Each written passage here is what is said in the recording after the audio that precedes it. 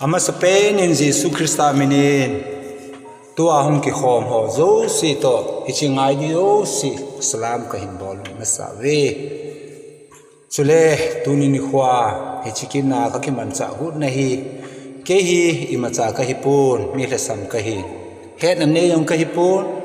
chule mi bonga Korea a Bible ka ji jong ka hi pun chule Sirampurang ka hi pun ke hi mi phalo kan hi e hin kum zela kanu mahin kum zela kom nai ka hin si mahin i macha ka hepun a hin la Bible he zel hen kan simin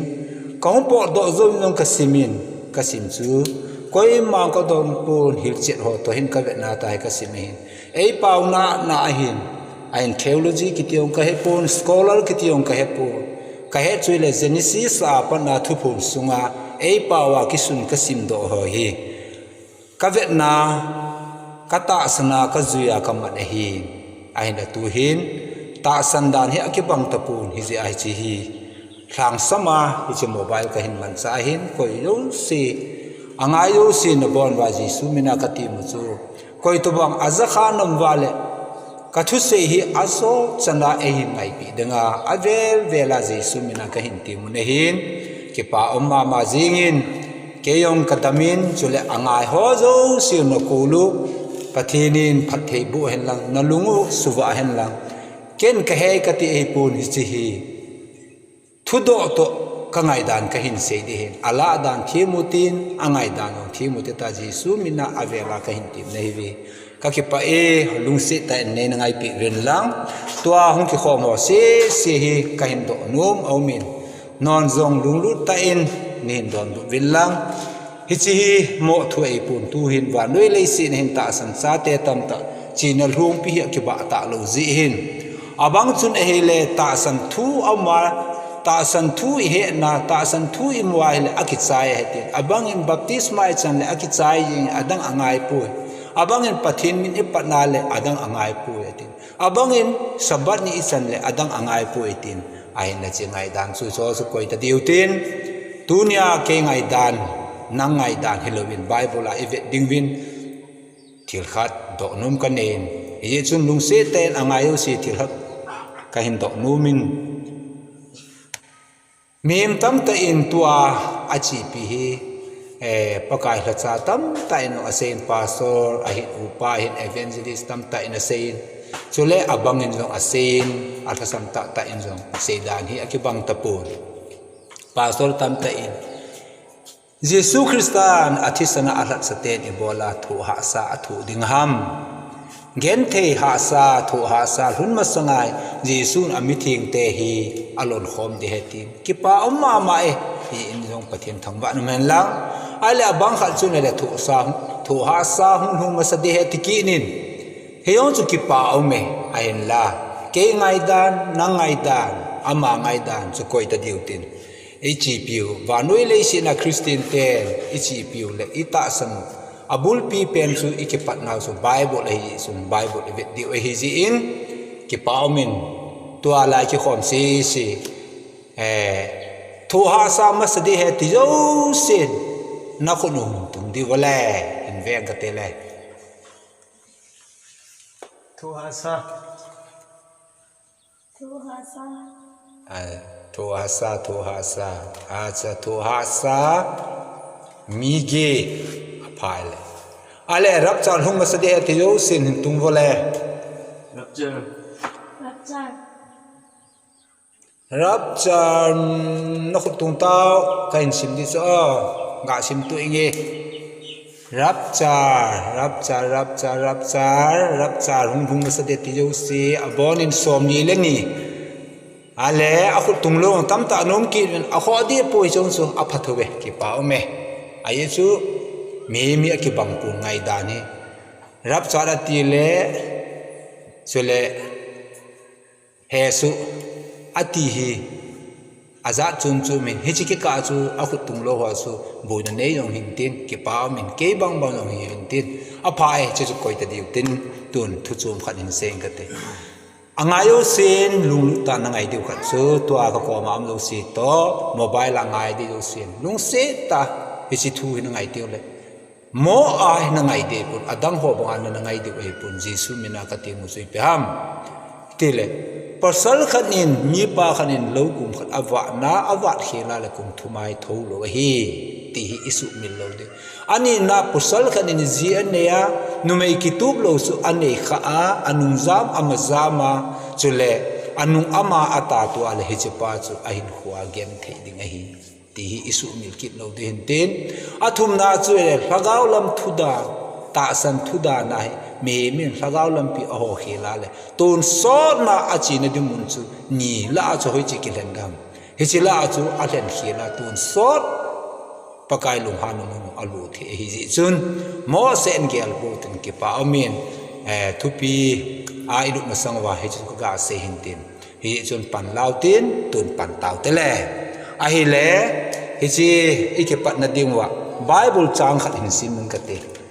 rap cha lung masiding ti ho le thu ha sa lung masidi ti ho yo sin lung lu ta nai wa le bible khat hin sim mun ka te le thu phun bung sagina hin siming ka te le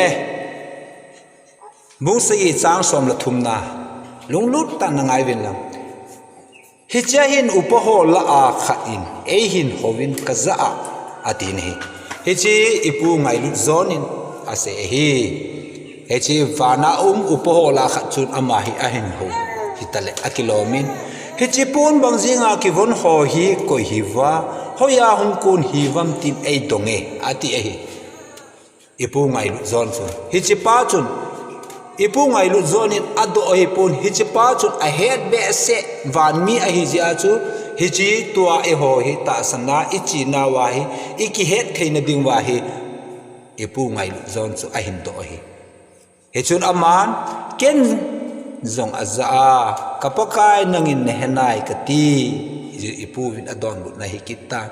chu in aman kaza hite ho hi bolgen the he su ha sa hin thu do a kel ngoi no thisana avon zo siu ki so bang ho chu a hi ve hin sim phaki ning kate lung lut ta nangai win grammar uma hi ei pawa hi grammar me english hindi hi so ke wai pu ne ei pawa uma hi lung lut ta nangai belang kan sim phat ki de ken zong azza a kapakai nangin nehnai kati tia ipu ngai lu zonin adon pha na chu in aman kaza e chi chun upapu sun asepi hite ho hi bolgen the he su ha sa hin thu do a kel ngoi no thisana avon zo siu ki so bang ho chu a hi ve hizi a chu pathin lal to na masanga umuwa asun azana ho in sunga rasakin abolu a hi athu theng isim chu pathinin angai zo se lung sunga eimal som pi taw hen ale aban ki na khanin sim ki ning ka tele anangai win lang Matthew bung som ni li sang som ni la ko na achunga akisun chun hitim ase mehem chapa hung ki ding tena kisun ne achunga chun mehem chapa hung ki ding thogen the he su ni kho ki chai su teng le na za ta wam ale ngai taw le hoi ta nung lu ta en hin ve vô kelang nung se ten hoi ta hin ve sal taw ka thu se hin na kula lu sa taw tho gen the he su ni kho ki chai su teng le ni sa thima hla zong wa ta lo ding van lai zola kuna a site pul hlantin vana thanei na zo si ki hot ling su ding a hi sutale van lai zola mi him chapa mel china hung kilang ding a hin vanoi le se phungtin a min deep le lai akidwa van mei rang la mi him chapa thanei ta le lo pi ta hung amu ding a hi athu theng isimu chu pathinin ibon sawa dingin eimal som pi tawe hin sim phaki ninge thu gen the he su ni kho ki chai su ting le ai le mem tam tain rap cha rung ma sading ati a hin mi thing la tong su ma sading a he tin ale la bible hen thu gen the he su ni kho ki chai su ting le ati le ha sat na itubang hitati ham koi ma chan he pu ima ban wa itubang itu dum he nge mi thing tam tain zong zat zat an tu ve kidang dang tu thu na ve imu po ve Urisia hian lang foreign langa Christian hi ja ki bol hoyong net naw na mu diu hin mi him tam tan ke sa nga chim zo thim zo nunga go lang tam ta chule minu mi pa le kha thim tam ta in net naw na mu diu hin negro ho hi hen chule muslim ho hiong Jesu min pan po po alol ki atan ho chule Urisia a Christian ki bol gen theyon chu ne hebi ala tua hichipa chu hichai isu den diu ha tua hung kit dinga tua imaban tua hi imaban wa hung di ha itita abang ina sela thu ha sa kiti hi rap char zo ati hin hijanu ko ma thudo kane nun chu kenzong ka he kati ai pui no ka hil zong ai pu ki kum khomutin koi ngai dan chu di dam tun sot gam izot nawa tia hi he cha mobile ai thu kan se hi chole naw te hon jong nu ta na ngai ding ale apha e rap char zo wa thu ha sa hum ding a hi le tua hilaya bible an methivin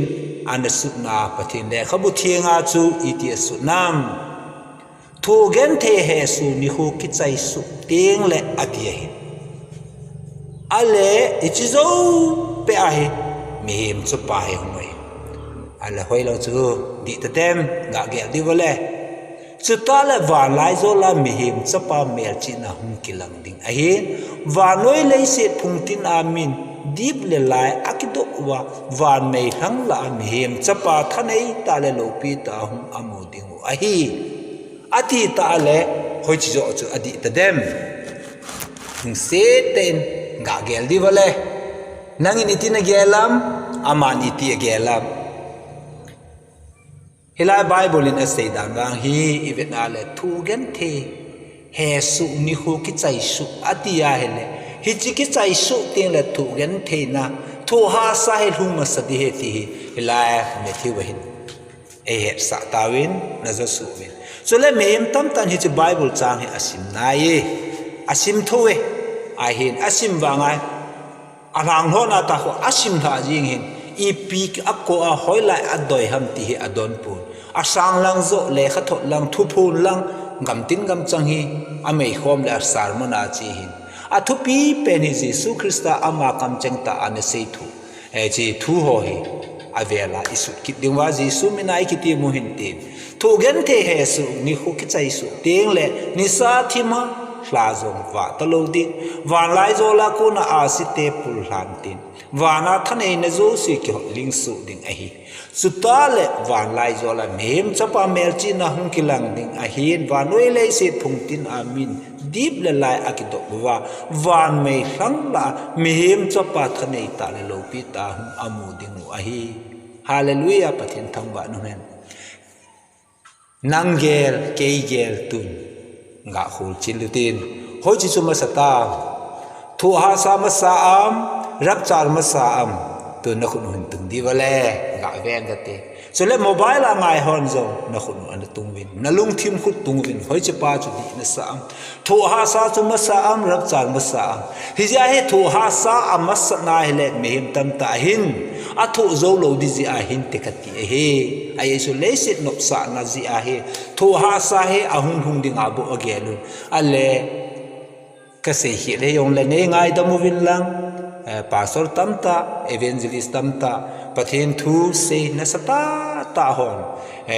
pathen thu na se nawa to ki kal kha na nei ngai da mu ta ka ta wa hin ama wang ken bible pam sana ka se chu le hi chu hin a satan hi chu angai lo sin no na heading ma ka dei chu ipi ham thu gen the he su ni hu ki chai su teng le ati le hi chi ki chai su teng le bo chu mi him cha pa hung ding a hi le thu ha sa ama sai ti chu hi chu bible ai hi che zaluin pathin thamwa nam henla hi ji in hi chu hoin kinil putin chukil le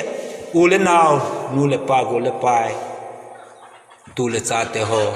kuki cha te kanam chan ti te ta sam zala gen the ha sa i thu wa ho win kai wa pathin i ho na wa hi pa so ho upo ho thu sei be se hin ke ngai pu te dan asim na wa umutin hi che bible chung chang thu ase na wa nang ma ta in ki phe ni lang ve lang chin ai chu mi him akibang poi mi ngai dan akibang ta poi tu hin nang ma ta in te se han wang asim thei pu nuwa khat nei chulem go lang khat nei chulem mi pa khat nei chulem cha thum de ni na nei zo wa chule mi nu han cha ni na ne ya i bola mi sarmon na chun ne ki ngai ham ke sarmin to ka sarmon zo hin ki ngai hi kahil che pi ne hin na ta sang lo wa le ve in lang bible chu phe ne lang chu ting le bible chu sim tang mo se in sim hi la mobile and net chu le facebook ani ke chep sang hi chi hi ven lang khul chilin ai chu pakai hon di anai tan ya chu thu ha sam ma sa de ham rap chan ma sa dem ve lang ki yin aphatai su pi ulanaw te ho minu mi pa mobile a lung lut ho ji su mi na ka tin le phatan te chu le mi pa zu don ho jong phatan te na thin na chu min jong alal wal de ai tai hi ji in nang le nang ki su gen the hi in nang le nang be ki lung si na nang na ta sa di gelin lung se te phar so ta zu na na dona in sung ki to lo ta hin khuna na man ho yong phatan te khop ta chule minu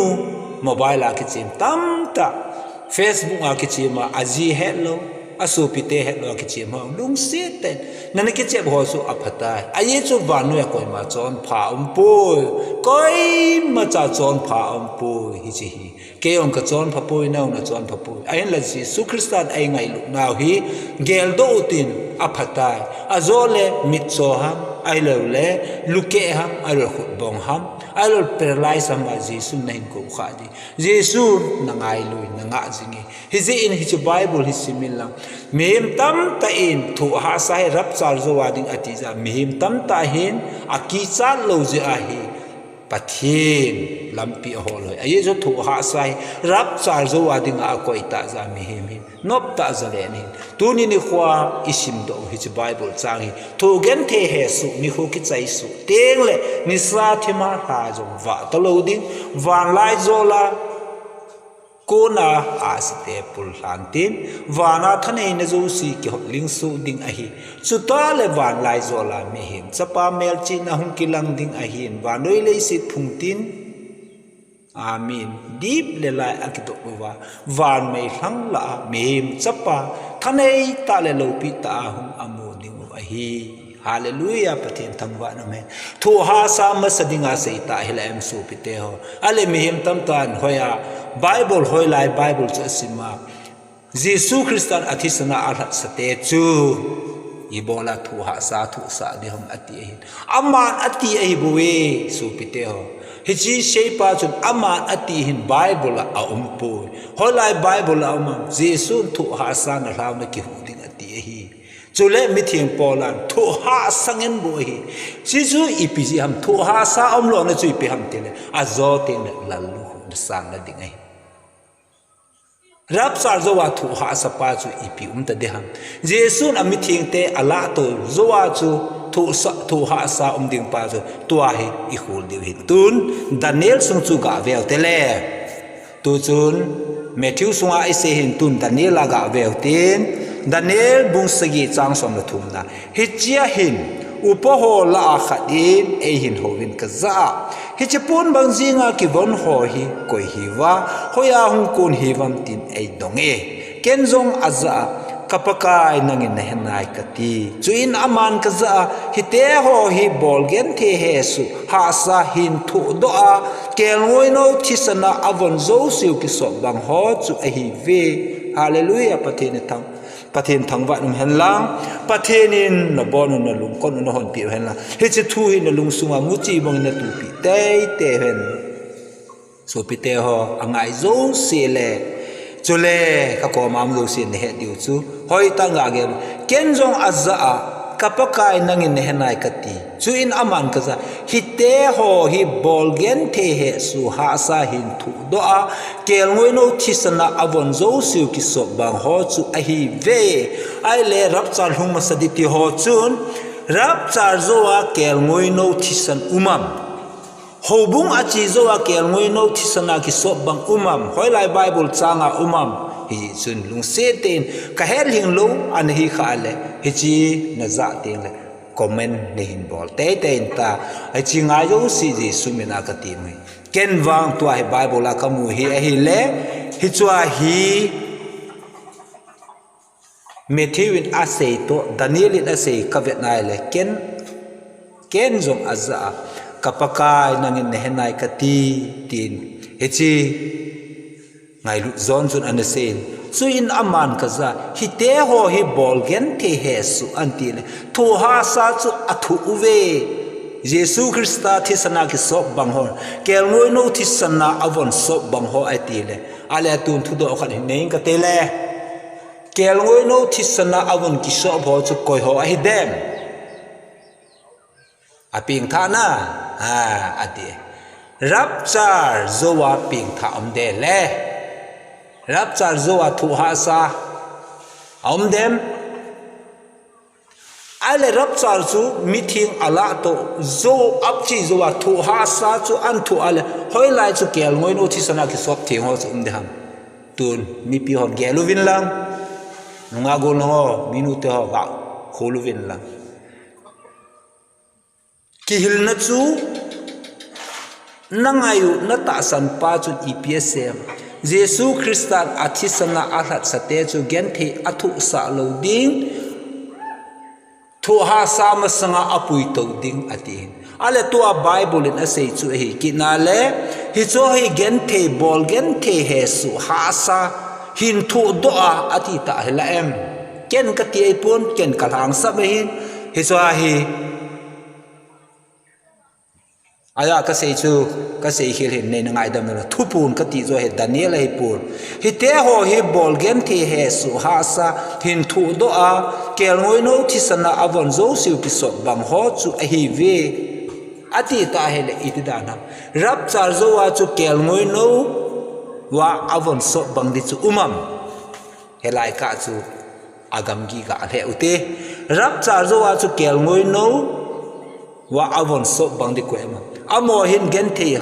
tua mihim tam tai thu ha sa chu rap char zo ati ai tai ale tua lai he che thu ha sa chu uma ale chi thu ha sa chu kel ngoi no thisana ki so bang de le kel ngoi no thisana avon so bang ho chu Jesu apui to zo wa chu ki na ham mi pi koi som ka bon ne hi ve thei lo na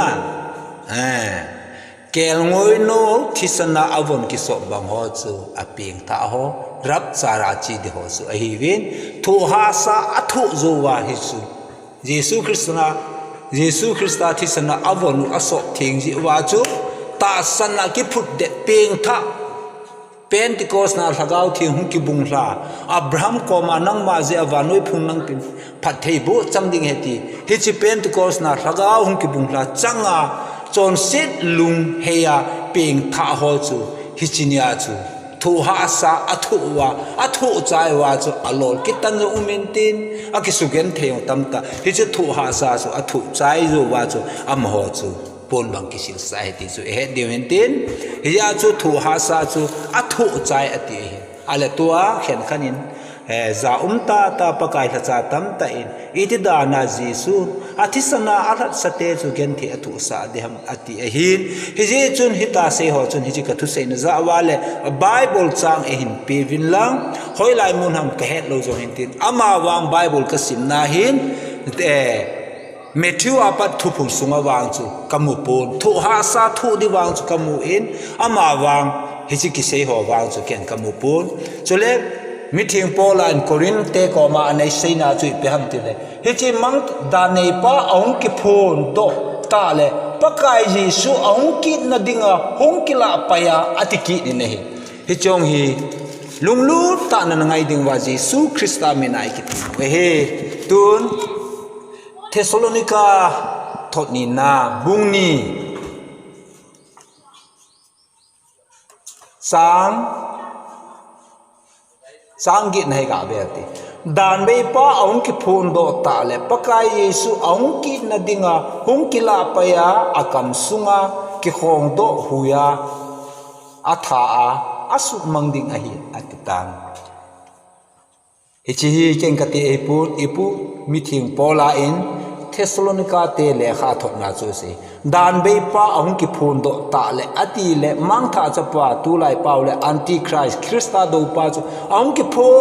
นเลเยซูคริสตาองกินาดิงาองดิงาเลอิติดานะตัวอมอนอาเซวจูเฮเลทัวหาซาจูรับจารโจดิงอหิอาเฮเลฮิจิดานเบป้าฮีเยซูคริสตาหุนโจติงเลอามาฮีหุนกิพูนดิงอหิทีจูอโมเซเอหิไอ้นั่นตัวอะไรไบเบิลอิติเซมดานเบป้าองกิพูนโดตาเลปะกายเยซูองกินาดิงาองกินาดิงสุเปียมรับจารทีไหนเห็นเฮจิรับจาราจูหุนดิทัวหาซาดานเบป้ากิติจูคริสตาโดป้าจูองติงเล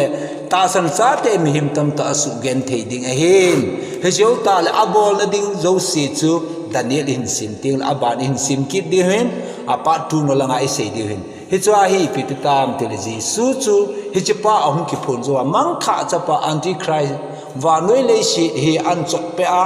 ตัมตามิทิงเตอันสุเกนเทดิงเห็นจุเลเมทิวาเซจุเล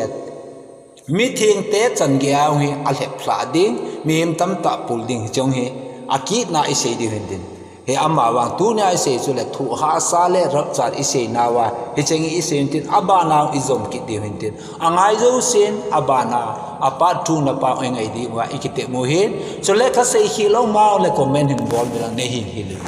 เตียกัดตีมุนเห็นจุเลมีเมื่อกี้เห็นเกี่ยวกับบุลิงโปนองนับบุลิงโลดีเห็นอามาวางกัทุเซจะโจเซนฮิจไบเบิลจางฮิโคลเวนแล้วเป็นท่านาเนเตเตดิงเยซูคริสต์อามินอิกิเตโมเวนนับบอลเยซูมินิสลากันบอลเว